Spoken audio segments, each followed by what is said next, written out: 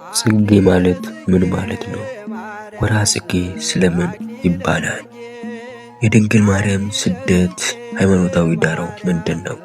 ስለ ዘመነ ጽጌ የቀደሙት አበው ሊቃውንት ምን አሉ? የቅድስት ቤተ ክርስቲያን የዘመነ ጽጌ ትውፊታዊ አስተምህሮዋ ምን ይመስላል?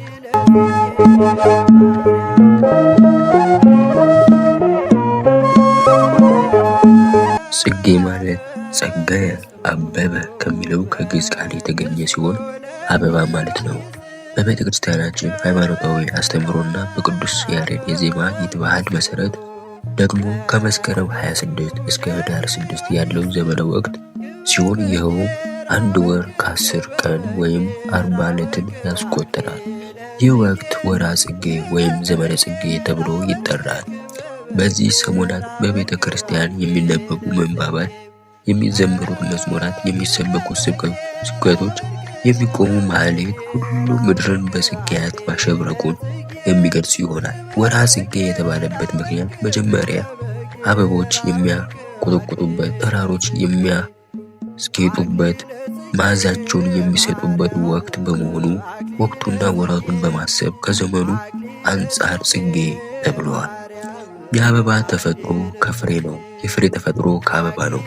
ሁለቱም ግን የሚወለዱት በዕለተ ሰሉስ ከተፈጠሩት እጽዋት ሳርና አትክልት ወገን ነው። ይህም በመሆኑ የአበባን ስነ ተዋልዶ ያሳያል።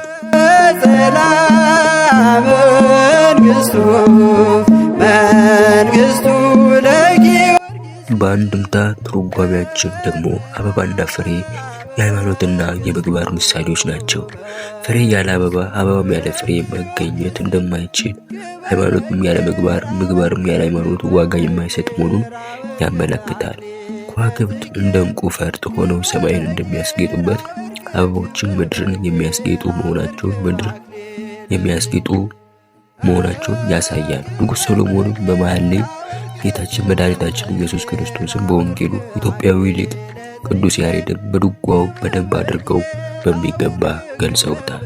ተራሮችና ኮረብቶች፣ ዱሮችና ጫካዎች የሚገኙበትን፣ ሽማግሌዎች የመንፈስ መታደስ የሚያገኙበት፣ ሕፃናት የሚፈነድቁበት፣ ነፍሳት ከዛፎች ጋር የሚጫወቱበት፣ ለፈትል የተዘጋጀ ንድፍ መስሎ አልፎ አልፎ የሚታየው የደመና ክምር፣ የወፎች ዝማሬ፣ የፏፏቴዎች ፍሰት ጉብኝት የጎብኚዎችን ልቦና የሚያረካበት ብሩህ ቀን ይሆናል። ቅዱስ ያሬድ ወርሃ ክረምቱ ካለፈ በኋላ ያለውን ድባብ ሲገልጽ እንዲህ ይላል። ክረምት አለፈ፣ በረከት ተተካ፣ ጸና ተተከለ፣ ምድር በአበቦቹ ውበት የተሸለመች ተጌጠች።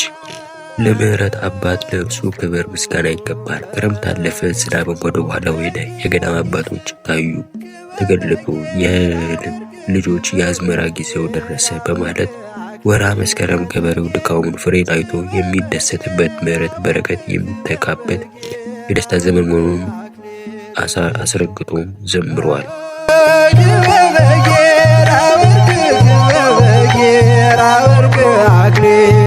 ስለዚህም ነገር ሰሎሞን የአበባን ውበት በማድነቅ በመኃልየ መዝሙሩ ላይ እንዲህም ገልጾታል። እነሆ ክረምት አለፈ፣ ዝናቡም ተመለሰ፣ አበባዎች በምድራችን ተገለጡ፣ የአጨዳ ጊዜ ደረሰ፣ በሰላም ጎመራ፣ ወይኖችም አበቡ፣ መዓዛቸውንም ሰጡ ብሎ በምሳሌና ፍዳና መርገም እንዳለፈ አበባ ክርስቶስ እንደተገለጠ ምሕረትና የቸርነት ጊዜ እንደደረሰ ያስረዳል። መኃልየ 2:4 የእመቤታችን የቅድስት ማርያም ወደ ግብፅ ሀገር መሰደድ። መድኃኔዓለም ኢየሱስ ክርስቶስ 2 ዓመት ሲሞላው መልአኩ ባወቀ ጊዜ መልአኩ ዮሴፍን እናቱንና ልጁን ይዘህ ወደ ግብፅ ሽሽ ውረድ አለው። ሄሮድስም ሊገድለው ይፈልጋልና እመቤታችን ድንግል ማርያም ልጇን ይዛ ከዮሴፍ ጋር ተሰደደች። ዓለምን ፈጥሮ በእጁ መዳፍ አሰባጥሮ ምድርን የሸመነ ብጻተኛ ስደተኛ ሆነ። እመቤታችን በተሰደደችበት ጊዜ በቀን ሐሩር በሌሊት ቁር እየተፈራረቀ ብዙ መከራ አይታለች። ሄሮድስም ሕፃኑን ለማስገደል 4 ጭፍሮችን ሕፃኑን ገድለው ከመጡ ብርና ሽልማት እንደሚሰጥ አስገንዝቦ ልኳቸው ነበር። ይህንም ጉዳይ ዮሴፍ ልጅ ዮሳ ሲነግራቸው እናቱ ማርያም ምርር ብላ አልቅሳለች። መንግሥቱ ለጊዮርጊስም ማርያምም ከነልጇ በግብፅ በረሃ ሲጓዙም እመቤታችን ወደ ትዕማድ ቤት በሄደች ጊዜ የቤቱ እመቤት ብትመለከታት ከየት መጣሽ ብላ ጠየቀቻት። እመቤታችንም መልሳ ከአይሁድ ምድር የተሰደድኩ ስደተኛ ነኝ አለች። አንቺ ሴት ደረቅ ነሽ መሰለኝ፣ በድርቅናሽ ቤትሽን ትተሽ ትዞሪያለሽ። እንዳንቺ ያለች ቆንጆ ሴት ከአዳራሽ ወደ እልፍኝ ይላል እንጂ ከሀገር ወደ ሀገር ለሀገር አይንኳትንም ብላ ተተናኮለቻት። ዮሴፍም ለለማኝ ቢኖር ይሰጡታል፣ በአንጻሩ ባይኖር ደግሞ ካለበት ያድርስ ይባላል እንጂ እንዲህ እንደ ፍላጻ ልብን የሚወጋ ነገር እኩነት ምን ያናግርሻል ብሎ በተናገራት ጊዜ በመለሰላትም ጊዜ ሆቲባ የተባለችው የእመቤቱ ገረድ ይህ ጀውጃዋ ሽማግሌ ደፍሮ እመቤቴን እንዲህ ይመልስላታል ብላ አረጋዊ ዮሴፍን በጥፊ ቃታ ሕፃኑን ደግሞ ነጥቃ ጣለችው። ሕፃኑም እሪ ብሎ አምርሮ ሲያለቅስ እመቤታችንም አምርራ አነባች፣ አለቀሰች። ልታነሳውም በምትሞክርበት ጊዜ ዮሴፍም ተይው አምላክነቱን ይግለጽ አላት። በዚያም ሰዓት ትዕማንም በነገሯትም ጊዜ ትዕማርም ከነገረዷ መሬት ተከፍታ ዋጠቻቸው። ከዚያም በኋላ እመቤታችን ልጇን ዮሴፍን አብራ የተሰደደችውን ሰሎሜ ጋር ለ6 ወራት ተቀምጠው ጉዟቸውን ወደ ዱር ለዱር አደረጉ። ይህም የእመቤታችን ልጇን እንዳይገድሉባት ነበር።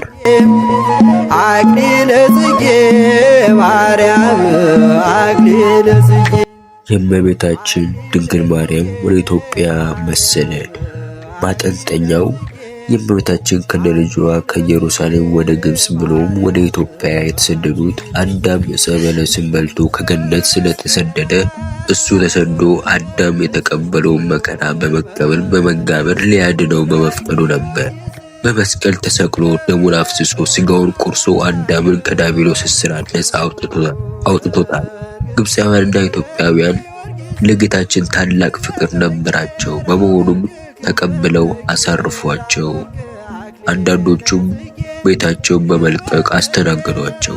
ከአንዳንድ ሰይጣን ካደረባቸው አካላት ውጪ ኢትዮጵያውያን እመቤታችንን ከነልጇ ተቀብለው በፍቅር ስላስተናገዱ ጌታ ኢየሱስ ክርስቶስን ለድንግል ማርያም አስራት ሀገር አድርጎ ሰጣት። ይህን በማሰብ የኢትዮጵያ ኦርቶዶክስ ተዋሕዶ ቤተክርስቲያን ከመስከረም 26 እስከ ህዳር 6 ለ40 ቀናት አስባ ትውላለች። ወስብሐት ለእግዚአብሔር ወለወላዲቱ ድንግል ወለመስቀሉ ክቡር።